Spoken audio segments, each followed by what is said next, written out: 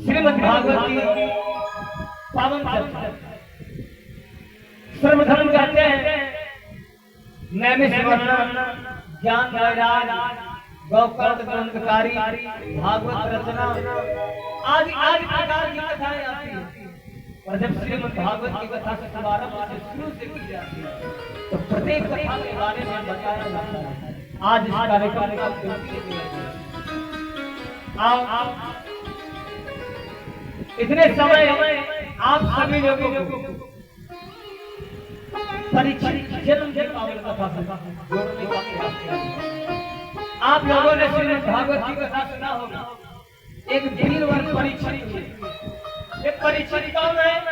महाभारत के वो वीर योद्धा आप सभी लोगों ने नाम सुना होगा। पांच पांडवों का धर्मराज भीम अर्जुन नकुल और सहदेव। ये पांच पांडवों का नाम सुना होगा। इसमें से जो अर्जुन है अर्जुन का पुत्र अभिमन्यु है जिसे सात महारथियों ने मिलकर के युद्ध स्थल में मारा। अभिमन्यु का जो पुत्र है जिसका नाम वीर परीक्षित है इसका जन्म महाभारत के युद्ध के दौरान हुआ। शायद अगर ये भी सयाना होता तो क्योंकि महाभारत में प्यारे बड़ा सब घर के लोग आपस में लड़ मर गए। श्रीमद् भागवत की कथा का प्राकाश महाभारत से हुआ। हम आप महाभारत की कथा सुनते हैं, बहुत लोग सुनते हैं, बहुत लोग महाभारत की कथा से दूर रहते हैं, है ना? कहते इस कथा को क्या सुनाइए तो घर की लड़ाई है, माँ केवल लड़ाई है, भाई भाई लड़े सिवा कुछ हो ही नहीं। लोग ऐसा कहते हैं और नहीं प्यारे। महाभारत को पंचम वेद कहा गया। महाभारत को पंचम वेद कहा गया है और महाभारत से ही हमारी आपकी जो राष्ट्रीय पुस्तक है जिसका नाम गीता है, जिसकी हम आप शपथ लेते हैं, उसका भी प्रकाश महाभारत से ही हुआ है। तो ये मत कोई लोग समझना कि महाभारत की कथा सुना, वैसा नहीं है।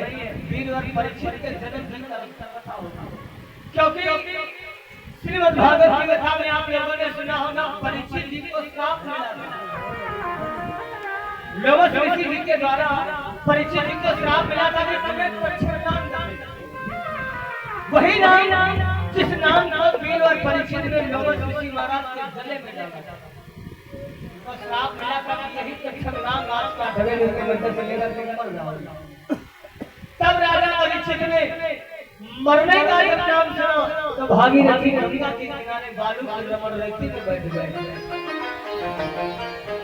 और कहते हैं जिसे सर्प काटता है या जब फांसी लगा लेता जहर खा लेता है, जो प्राणी अकाल मृत्यु से मरता है वेद पुराण कहते हैं तो कितना बड़ा धर्मात्मा प्राणी क्यों ना हो वो स्वर्ग नहीं बल्कि नरक का ही काम करता है। कितना बड़ा धर्म क्यों ना हो कर रहा था। उसने जीवन भर मंदिर की चौखट पे ही अपने पैरों को खोला और एक्सीडेंट हो जाए, जहर खा ले, फांसी लगा ले, मतलब अकाल मृत्यु से मर जाए, समझ ले ये स्वर्ग का नहीं गए। हाँ ये पीछे क्या करना चाहते हैं भाई, जैगो में करे तो फिर लिखा है कि जो प्रयास से पाप होई तो फिर भोगे छूटे ना।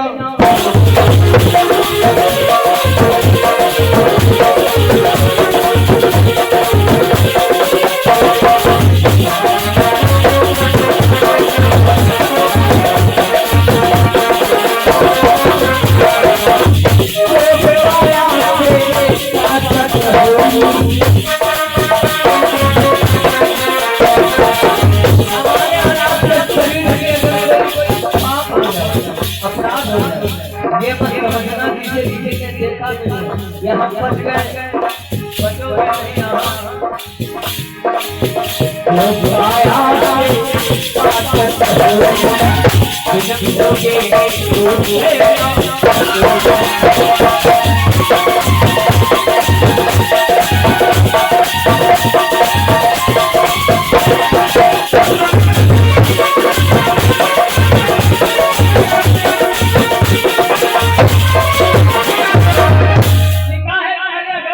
नहीं अपराध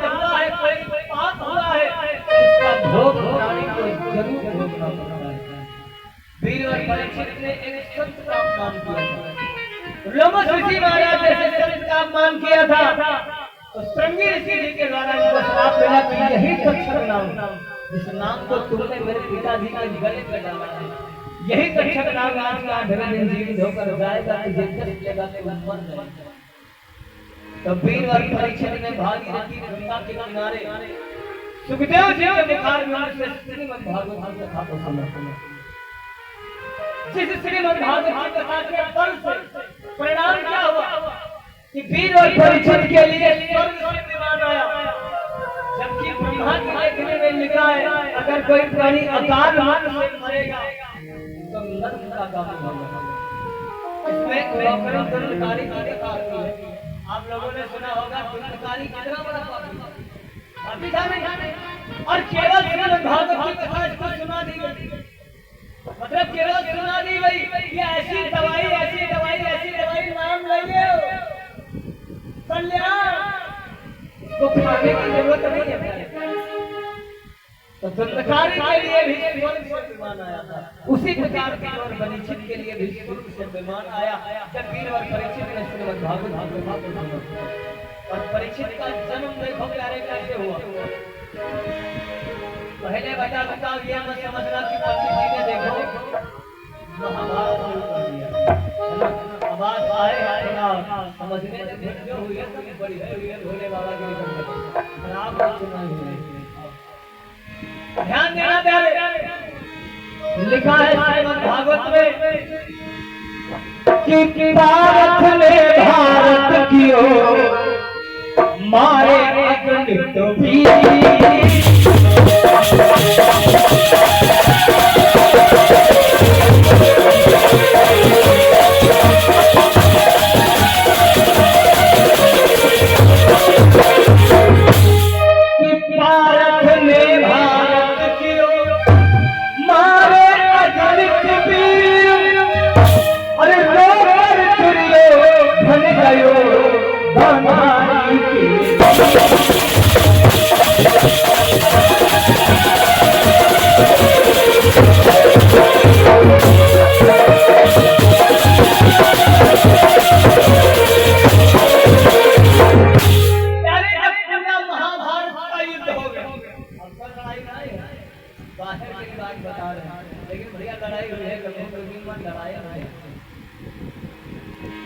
भारत ने भारत की ओर मारे अगणित वीर, रोकर दुर्योधन गयो गांधारी को। जब अर्जुन के द्वारा सर्वस्व कौरवों का विनाश हुआ, दुर्योधन बचा है, कुरुक्षेत्र मैदान से दुर्योधन भाग खड़ा हुआ। ये समझ गया जिस प्रकार मेरे 99 भाई मारे गए, मेरी कई विशाल सेना मारी गई, उसी प्रकार इस स्थल में मैं भी मारा जाऊंगा। भाग पड़ा, क्योंकि कहते हैं मौत से सभी को दौड़ता हुआ कहाँ गया अपनी मैया गांधारी और चरणों पर गिरकर रोने लगा, मैया बचाओ बचाओ बचाओ, अब मैं ही डाला जाऊंगा। आज दस्तल का परिणाम भैया, हमारे भाई मार दिए, सेना मार दी गई, मेरा कर्ण मार दिया गया, गुरुचार्य मार दिए गए। आज इस महाभारत कोई जीवित नहीं बचा है, माँ मुझे बचाओ, मैं मरना नहीं चाहता हूँ। तो कहा गया है प्यारे पुत्र को पुत्र भवन पर माता को माता भवन। भैया को पता है गांधारी जानती है कि मेरा पुत्र गलत कर रहा था, पर कोई भी ये नहीं चाहती कि मेरा पुत्र मर जाए। जैसे 4 बालक एक चोर होता है, दिन भर चोरी करे, बहुत सी गायें माता पिता के साथ दंड देना ठीक है, लेकिन कोई भी माता पिता ये नहीं चाहते हैं कि मर जाए। प्रत्येक माता पिता बस यही चाहते हैं कि सुधर जाए, लेकिन मरे ना। आज मैया को दुर्योधन को हटाइए, दुर्योधन तुम रो नहीं, मैं तुम्हें मरने नहीं दूंगी, पर उसके लिए तुम्हें एक काम करना होगा। क्या काम करना होगा? तुम्हें बिल्कुल नग्न वेश में हमारे सामने आना होगा। बोले नग्न वेश में क्यों मां? मैया गांधारी ने जवाब दिया, ये जो मेरे आंखों पर आप कांति होते देख रहे हो, बेटा ये मैंने पट्टी उसी दिन मांग लिया था जिस दिन हमें पता चला था कि मेरा पति अंधा है। ये मेरे शरीर से बंद की पट्टी है। मैंने प्रतिज्ञा की थी कि आज से मैं भी संसार को नहीं देखूंगी। जब मेरा पति संसार को नहीं देख सकता है तो मैं संसार को देखकर भला बताऊं क्या करूंगा। मुझे बेटा मैं अंधी नहीं हूं। तुम जाओ और मेरे सामने नग्न अवस्था में आओ और इस पट्टी का बल तुझे बता रही हूँ। अगर इस पट्टी को खोल कर मैंने तुझे देख लिया तो तेरा सारा शरीर बचता हो जाएगा और जब तू बचता हो जाएगा तो पृथ्वी पर कोई भी शक्ति तुझे पराजित नहीं कर पाएगा, क्योंकि तेरे पास 10,000 हाथों का बल है।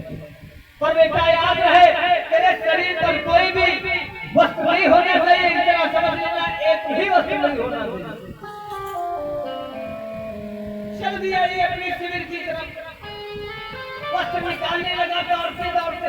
कृष्ण भगवान समझ गया जब ये पत्रिका हो गया फिर तो सब लोग गड़बड़, क्योंकि जिनको नहीं मरना था बाबा भीष्म पितामह जैसे गुरु द्रोणाचार्य से वो मर गए। अब इसे मरना चाहिए, वो बच होने जा रहा है। प्यारे कहा गया है कि जागे सदा सहायक के सो। कहते हैं जिसकी रक्षा भगवान करने के लिए स्वयं आया है। क्या बताओ इसकी भी रक्षा कोई कर सकता है? जिसे विजय दिलाने के लिए भगवान स्वयं आगे रथवान बना बैठा हो, उसे कोई पराजित कर सकता है? ये दुर्योधन बच नहीं सकता। कृष्ण भगवान ने अर्जुन से कहा, अर्जुन अब ये कुरुक्षेत्र मैदान तुम्हारे शस्त्रों से विहीन हो चुका है। अब तुम दिखाओ, इसमें मिलाओ, क्योंकि कुछ लोगों की भेषा से चल रही है। मैं थोड़ा और देख कर आता प्रभु बड़े दुर्योधन के शिविर की तरफ ये देख रहे थे। दौड़ता हुआ पहुंच गए तो क्या देखा इसने? सारे वस्त्रों को उतार रखा है, बाहर निकलने जा रहा था। कृष्ण भगवान आगे बोले, रुक जाओ, ऐसे कहां जा रहे हो?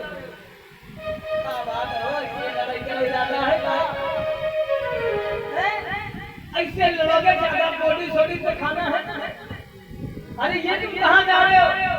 तो दुर्योधन ने कृष्ण से कहा तुम्हें नहीं पता मैं कहाँ जा रहा हूँ। बोले हाँ अभी तो पूछ रहा हूँ, ऐसे कहाँ जा रहे हो? तुम्हारी उम्र ऐसे जाए वाली है। तो बोला मैं मैया गांधारी के पास जा रहा हूँ। मेरी माता ने कहा कि तुम मेरे सामने निर्वस्त्र होकर तुम्हारे शरीर पर कोई भी वस्त्र नहीं होना चाहिए। तो कृष्ण भगवान ने कहा तुम निर्वस्त्र होकर किसने रोका? निर्वस्त्र हो जाओ, पर कुछ तो पहले कम से कम अपने मर्म स्थानों को